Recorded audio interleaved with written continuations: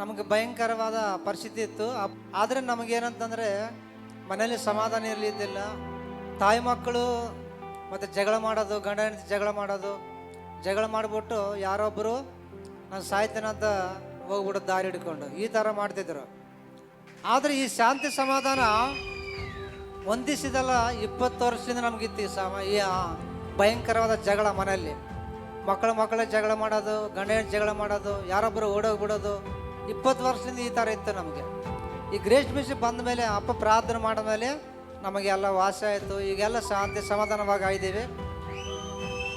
ಇನ್ನೊಂದು ವಿಷಯ ಏನಂತಂದರೆ, ನಮ್ಮ ಮಗಳಿಗೆ ಮದುವೆ ಮಾಡಬೇಕಂತ ನಾವು ಎಷ್ಟೋ ಪ್ರಯಾಸ ಮಾಡಿದ್ದೀವಿ. ಆದರೆ ಅವ್ರಿಗೆ ಸಟ್ಟಾದರೆ ನಮ್ಗೆ ಆಗ್ತಿದ್ದಿಲ್ಲ, ನಮ್ಗೆ ಸಟ್ಟಾದರೆ ಅವ್ರು ಆಗ್ತಿದ್ದಿಲ್ಲ. ಈ ಥರ 2-3 ವರ್ಷದಿಂದ ಈ ಥರ ಇತ್ತು. ಅಪ್ಪಗೆ ನಮಗೆ ಹೇಳಿದ್ವಿ. ಈ ಥರ ಹೇಳಿದ ಮೇಲೆ ಅಪ್ಪ ಹೇಳಿದ್ರು, ನೀನೇನು ಹೆದರಬೇಡ, ಕರೆಕ್ಟ್ 3 ತಿಂಗಳ ಒಳಗಡೆ ಎಲ್ಲ ಸೆಟ್ ಆಗುತ್ತೆ ಅಂತ ಹೇಳಿದ್ರು. ಅಪ್ಪ ಹೇಳಿದ ಪ್ರಕಾರವಾಗಿ 3 ತಿಂಗಳಲ್ಲಿ ಮದುವೆ ಎಲ್ಲ ಆಯಿತು. ಪ್ರಾಬ್ಲಮ್ ಇಲ್ದಂಗೆ ಎಲ್ಲ ಆಯಿತು. ಇನ್ನೊಂದು ವಿಶೇಷ ಏನಂತಂದರೆ, ನಾವು ಮದುವೆ ಕಾರ್ಡನ್ನು ಪ್ರಿಂಟ್ ಮಾಡಿದಾಗ ಫಸ್ಟ್ ಬಂದ್ಬಿಟ್ಟು ಅಪ್ಪಗೆ ಕೊಟ್ಬಿಟ್ಟು ನಾವು ಪ್ರಾರ್ಥನೆ ಮಾಡಿಸಿದ್ವಿ. ಅಪ್ಪ ಒಂದು ಮಾತು ಹೇಳಿದ್ರು, ಏನಂತಂದರೆ ಮದುವೆ ಮಾಡ್ತೀರಿ, ನಿಮಗೇನು ದುಡ್ಡು ಕಡಿಮೆ ಆಗಿಲ್ಲ ಅಂತ ಹೇಳಿದ್ರು. ಅದೇ ಪ್ರಕಾರವಾಗಿ ನಮಗೆ ದುಡ್ಡು ಏನು ಕೊರತೆ ಇಲ್ದಂಗೆ ಸಂಪೂರ್ಣವಾಗಿ ಮದುವೆ ನಡೀತು. ದುಡ್ಡು ಹಣಕಾಸು ನಮ್ಗೆ ಕಡಿಮೆ ಇತ್ತು, ಆದರೂ ಕೂಡ ಮ್ಯಾರೇಜ್ ಬಗ್ಗೆ ಏನು ನಮ್ಮ ಟೆನ್ಷನ್ ಇಲ್ಲದೆ ಸಂಪೂರ್ಣವಾಗಿ ನಡೀತು. ಈಗ ನಾವು ನಮ್ಮ ಮನೆಯಲ್ಲಿ ನಮ್ಮ ಮಕ್ಕಳು ಎಲ್ಲರೂ ನಾವು ಶಾಂತಿಯುತವಾಗಿ ಇದ್ದೀವಿ. ಗ್ರೇಟ್ ಮಿಷನ್ ಬಂದಾಗ ಒಂದು ಮಾತು ಹೇಳ್ಬೇಕಂದ್ರೆ, ಪ್ರವಾದ ಅಂತಂದ್ಬಿಟ್ರೆ ಅವಾಗ ಹಳೆ ಒಡಂಬಡಿಕೆ ನಾವು ಬೈಬಲಲ್ಲಿ ಓದ್ತೀವಿ. ಆದರೆ ಈಗ ಈ ಕಾಲದಲ್ಲಿ ನಾವು ಕಣ್ಣು ಮುಂದೆ ನಾವು ನೋಡ್ತಾ ಇದ್ದೀವಿ ಪ್ರವಾದ ಅಂತ ಅಂದ್ಬಿಟ್ಟು. ಅದು ದೊಡ್ಡ ಒಂದು ದೇವ್ರ ಕೃಪೆ. ಯಾಕಂತಂದರೆ ಈ ಕರ್ನಾಟಕ ರಾಜ್ಯದಲ್ಲಿ ನಾವು ಆದರೂ ಕೂಡ ನಾವು ಅಲ್ಲಿಂದ ಯೂಟ್ಯೂಬ್ ಮುಖಾಂತರ ಈ ಬೆಂಗಳೂರು ಗ್ರೇಟ್ ಮಿಷನ್ ನಮ್ಗೆ ಕರ್ಕೊಂಬಂದೈತೆ ಯೂಟ್ಯೂಬ್ ಮುಖಾಂತರ. ನಾವು ಈಗ ನೋಡಿದ ಮೇಲೆ ಭಾಳ ಸಂತೋಷ ಆಯಿತು. ಯಾಕಂತಂದ್ರೆ ಅಪ್ಪ ಪರ್ಫೆಕ್ಟಾಗಿ ಇದ್ದಂಗೆ ಹೇಳ್ತಾರೆ. ಅದು ನಮ್ಗೆ ತುಂಬ ಸಂತೋಷ ಆಯಿತು. ಯಾಕಂತಂದರೆ ಇವತ್ತು ನಾನು ನಮ್ಮ ఫ్యామిలీ ಎಲ್ಲರೂ సంతోషವಾಗಿದ್ದೀವಿ. నమగేను ప్రాబ్లం ఇల్లదే దేవుడు ಎಲ್ಲ కాపాడదనా. ఆ తర్వాత వాళ్ళిద్దరితో మాట్లాడిన తర్వాత ఇట్లా ప్రాబ్లం ఉందని చెప్పగానే వాళ్ళు మంచిగా మాతో మాట్లాడి ధైర్యం చెప్పినారు, ఏం అవ్వదు, మీకు అంతా మిరాకిల్స్ జరుగుతాయని చెప్పినారు. ఆ తర్వాత ఒక 3 monthsలో ఇట్లా పెళ్లి విషయంకి వచ్చేసరికి కొంచెం మాకు సెట్ అయితే లేకుంటుండే పెళ్లి విషయంలోన.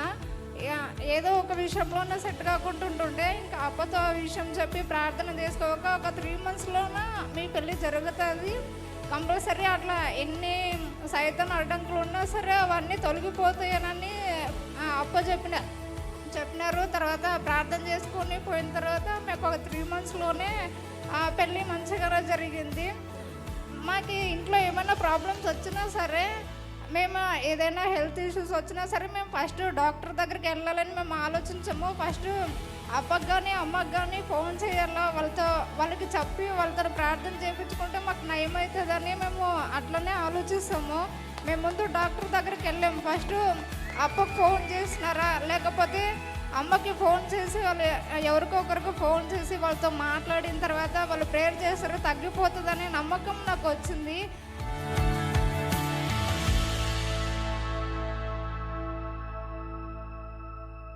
ನನ್ನ ಹೆಸರು ಜಾನ್ಪಾಲ್ ಅಂತ, ನಮ್ಮದು ಆಂಧ್ರ. ಮತ್ತು ಗ್ರೇಸ್ ಮಿಸ್ಟಿಗೆ ಯಾವ ಥರ ಪರಿಚಯ ಆಯ್ತು ಅಂತಂದರೆ, ಯೂಟ್ಯೂಬ್ ಮುಖಾಂತರ ನಾವು ನೋಡುವಾಗ ಒಂದು ಸಾಕ್ಷಿಯನ್ನು ಕೇಳಿದ್ವಿ.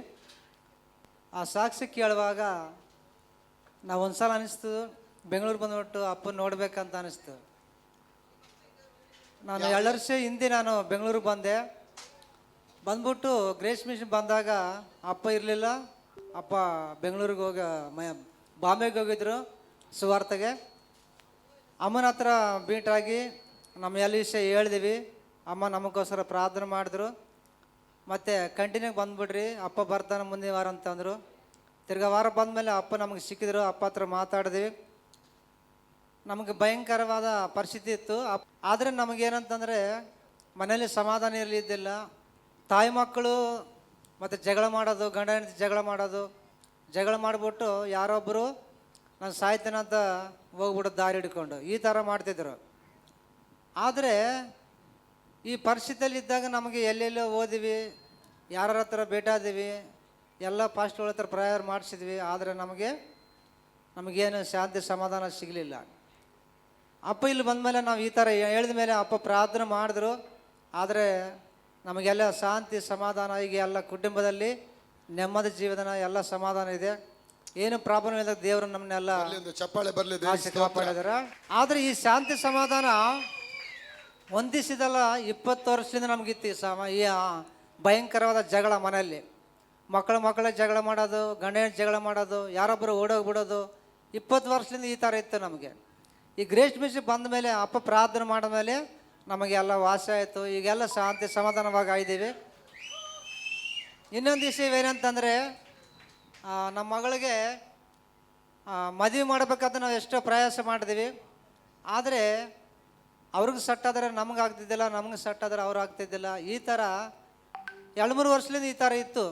ಅಪ್ಪಗೆ ನಮಗೆ ಹೇಳಿದ್ವಿ, ಈ ಥರ ಹೇಳಿದ ಮೇಲೆ ಅಪ್ಪ ಹೇಳಿದ್ರು, ನೀನೇನು ಹೆದರಬೇಡ, ಕರೆಕ್ಟ್ 3 ತಿಂಗಳ ಒಳಗಡೆ ಎಲ್ಲ ಸೆಟ್ ಆಗುತ್ತೆ ಅಂತ ಹೇಳಿದ್ರು. ಅಪ್ಪ ಹೇಳಿದ ಪ್ರಕಾರವಾಗಿ 3 ತಿಂಗಳಲ್ಲಿ ಮದುವೆ ಎಲ್ಲ ಆಯಿತು, ಪ್ರಾಬ್ಲಮ್ ಇಲ್ದಂಗೆ ಎಲ್ಲ ಆಯಿತು. ಇನ್ನೊಂದು ವಿಶೇಷ ಏನಂತಂದರೆ, ನಾವು ಮದುವೆ ಕಾರ್ಡನ್ನು ಪ್ರಿಂಟ್ ಮಾಡಿದಾಗ ಫಸ್ಟ್ ಬಂದ್ಬಿಟ್ಟು ಅಪ್ಪಗೆ ಕೊಟ್ಬಿಟ್ಟು ನಾವು ಪ್ರಾರ್ಥನೆ ಮಾಡಿಸಿದ್ವಿ. ಅಪ್ಪ ಒಂದು ಮಾತು ಹೇಳಿದ್ರು, ಏನಂತಂದರೆ, ಮದುವೆ ಮಾಡ್ತೀರಿ, ನಿಮಗೇನು ದುಡ್ಡು ಕಡಿಮೆ ಆಗಿಲ್ಲ ಅಂತ ಹೇಳಿದ್ರು. ಅದೇ ಪ್ರಕಾರವಾಗಿ ನಮಗೆ ದುಡ್ಡು ಏನು ಕೊರತೆ ಇಲ್ದಂಗೆ ಸಂಪೂರ್ಣವಾಗಿ ಮದುವೆ ನಡೀತು. Thank you lord. ದುಡ್ಡು ಹಣಕಾಸು ನಮಗೆ ಕಡಿಮೆ ಇತ್ತು, ಆದರೂ ಕೂಡ ಮ್ಯಾರೇಜ್ ಬಗ್ಗೆ ಏನು ನಮ್ಮ ಟೆನ್ಷನ್ ಇಲ್ಲದೆ ಸಂಪೂರ್ಣವಾಗಿ ನಡೀತು. ಈಗ ನಾವು ನಮ್ಮ ಮನೆಯಲ್ಲಿ ನಮ್ಮ ಮಕ್ಕಳು ಎಲ್ಲರೂ ನಾವು ಶಾಂತಿಯುತವಾಗಿ ಇದ್ದೀವಿ. ಗ್ರೇಸ್ ಮಿಷನ್ ಬಂದಾಗ ಒಂದು ಮಾತು ಹೇಳ್ಬೇಕಂದ್ರೆ, ಪ್ರವಾದ ಅಂತಂದ್ಬಿಟ್ರೆ ಅವಾಗ ಹಳೆ ಒಡಂಬಡಿಕೆಯಲ್ಲಿ ನಾವು ಬೈಬಲಲ್ಲಿ ಓದ್ತೀವಿ. ಆದರೆ ಈಗ ಈ ಕಾಲದಲ್ಲಿ ನಾವು ಕಣ್ಣು ಮುಂದೆ ನಾವು ನೋಡ್ತಾ ಇದ್ದೀವಿ ಪ್ರವಾದ ಅಂತ ಅಂದ್ಬಿಟ್ಟು. ಅದು ದೊಡ್ಡ ಒಂದು ದೇವ್ರ ಕೃಪೆ. ಯಾಕಂತಂದರೆ ಈ ಕರ್ನಾಟಕ ರಾಜ್ಯದಲ್ಲಿ ನಾವು ಆದರೂ ಕೂಡ ನಾವು ಅಲ್ಲಿಂದ ಯೂಟ್ಯೂಬ್ ಮುಖಾಂತರ ಈ ಬೆಂಗಳೂರು ಗ್ರೇಸ್ ಮೀಡಿಯಮ್ ನಮ್ಗೆ ಕರ್ಕೊಂಬಂದೈತೆ ಯೂಟ್ಯೂಬ್ ಮುಖಾಂತರ. ನಾವು ಈಗ ನೋಡಿದ ಮೇಲೆ ಭಾಳ ಸಂತೋಷ ಆಯಿತು. ಯಾಕಂತಂದ್ರೆ ಅಪ್ಪ ಪರ್ಫೆಕ್ಟಾಗಿ ಇದ್ದಂಗೆ ಹೇಳ್ತಾರೆ, ಅದು ನಮ್ಗೆ ತುಂಬ ಸಂತೋಷ ಆಯಿತು. ಯಾಕಂತಂದರೆ ಇವತ್ತು ನಾನು ನಮ್ಮ ಫ್ಯಾಮಿಲಿ ಎಲ್ಲರೂ ಸಂತೋಷವಾಗಿದ್ದೀವಿ. ನಮಗೇನು ಪ್ರಾಬ್ಲಮ್ ಇಲ್ಲದೆ ದೇವರು ಎಲ್ಲ ಕಾಪಾಡಿದನ. ಅದಕ್ಕೋಸ್ಕರ ಅಪ್ಪ ನಮಗೋಸ್ಕರ ಪ್ರೇಯರ್ ಮಾಡಿದಾರೆ. ಅದಕ್ಕೋಸ್ಕರ ಅಪ್ಪಗೆ ಮತ್ತು ದೇವರಿಗೆ ಕೋಟಿ ಕೋಟಿ ಸ್ತೋತ್ರ ನಾವು ಚೆಲ್ಲಿಸ್ತಾ ಇದ್ದೀವಿ. ಈಗ ಮುಂದೆ ಕಾರ್ಯಕ್ರಮ ಎಲ್ಲ ಕೂಡ ದೇವರು ನಮಗಾಗಿ ನಮ್ಮ ಮಕ್ಕಳಿಗೋಸ್ಕರ ಎಲ್ಲ ದೇವರು ಸರಿಯಾಗಿ ನಾವು ಮತ್ತು ಪ್ರತಿ ವಿಷಯದಲ್ಲಾಗಲಿ, ಪ್ರಾರ್ಥನೆ ವಿಷಯದಾಗಲಿ, ಪ್ರತಿ ವಿಷಯದಲ್ಲಿ ನಾವು ಮಾಡ್ತಿರ್ಬೇಕಂತ ಕಾರ್ಯಗಳೆಲ್ಲ ನಾವು ಸಫಲ ಮಾಡಬೇಕಂತ ನೀವೆಲ್ಲರೂ ಪ್ರಾರ್ಥನೆ ಮಾಡಬೇಕಂತ ನಾವು ಕೇಳ್ತಾ ಇದ್ವಿ.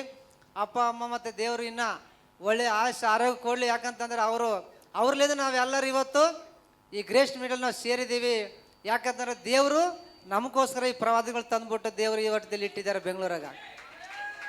ಅದಕ್ಕೋಸ್ಕರ ನಾವೆಲ್ಲ ಅವ್ರನ್ನೆಲ್ಲ ನಾವು ప్రీతి ಮಾಡಬೇకంత ನಾವು మనసారా ಕೇಳ್ತಾ ఇದ್ದೀನಿ. నా పేరు సునీత. మాది వచ్చేసి ఆంధ్ర. మేము ఒక 2 years బ్యాక్ ఊర్లో ఉన్నప్పుడు మాకు ఇట్లా ప్రాబ్లమ్స్ ఉండేవి. అవన్నీ మాకు వేరే ఎక్కడ ప్రార్థన చేసినా ఏం చేసినా కూడా అది ఆ ప్రాబ్లమ్ సాల్వ్ అయితే లేకుండే. తర్వాత ఫోన్లో యూట్యూబ్లో చూసిన తర్వాత ఇంకా ఇట్లా బెంగళూరులో ఉన్న ఇట్లా గ్రేస్ మినిస్ట్రీ ఉందని మాకు తెలిసింది. కంపల్సరీ ఇంకా అక్కడికి వెళ్ళి పాస్టర్ దగ్గరికి అమ్మని అప్పని కలిసి అక్కడ మాట్లాడాలని మేము అనుకున్నాము. ఆ తర్వాత 2 years బ్యాక్ ఇక్కడికి వచ్చినాము. వచ్చిన తర్వాత మేము ఫస్ట్ వచ్చినప్పుడు ఇక్కడ పాస్టర్ అప్ప ఇక్కడ లేడు, ముంబైకి వెళ్ళినాడు సువార్తకు అని చెప్పినారు. తర్వాత నెక్స్ట్ వారం వచ్చిన తర్వాత ఇంకా అప్పని అమ్మని ఇద్దరిని కలిసినాము. ఆ తర్వాత వాళ్ళిద్దరితో మాట్లాడిన తర్వాత ఇట్లా ప్రాబ్లం ఉందని చెప్పగానే వాళ్ళు మంచిగా మాతో మాట్లాడి ధైర్యం చెప్పినారు, ఏం అవ్వదు, మీకు అంతా మిరాకిల్స్ జరుగుతాయని చెప్పినారు. ఆ తర్వాత ఒక 3 monthsలో ఇట్లా పెళ్లి విషయంకి వచ్చేసరికి కొంచెం మాకు సెట్ అయితే లేకుంటుండే. పెళ్లి విషయంలోన ఏదో ఒక విషయంలోనే సెట్ కాకుంటుంటుండే. ఇంకా అప్పతో ఆ విషయం చెప్పి ప్రార్థన చేసుకోక ఒక 3 monthsలోన మీ పెళ్ళి జరుగుతుంది కంపల్సరీ, అట్లా ఎన్ని సైతం అడ్డంకులు ఉన్నా సరే అవన్నీ తొలగిపోతాయనని అప్ప చెప్పినారు. తర్వాత ప్రార్థన చేసుకొని పోయిన తర్వాత మాకు ఒక 3 monthsలోనే పెళ్ళి మంచిగా జరిగింది.